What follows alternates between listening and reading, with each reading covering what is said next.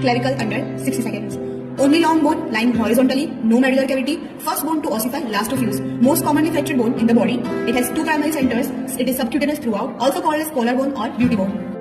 Side rhythmic. On lateral 1/3 end, it is flat. On medial 2/3, it is round and quadrangular.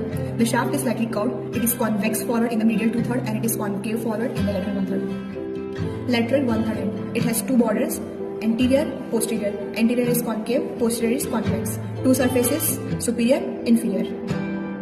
Lateral 1/3 end is also called as acromial end. Attachment, anterior border, origin of deltoid muscles. Posterior border, incision of trapezius fibers. Medial 2/3 end has two borders, four surfaces.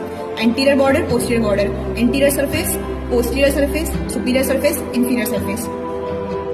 Attachment, anterior surface, origin of pectoralis major. Posterior surface, origin of sternocleidomastoid muscle. Superior surface, origin of sternocleidomastoid. In inferior, it is subclavian groove, where incision of subclavius muscle.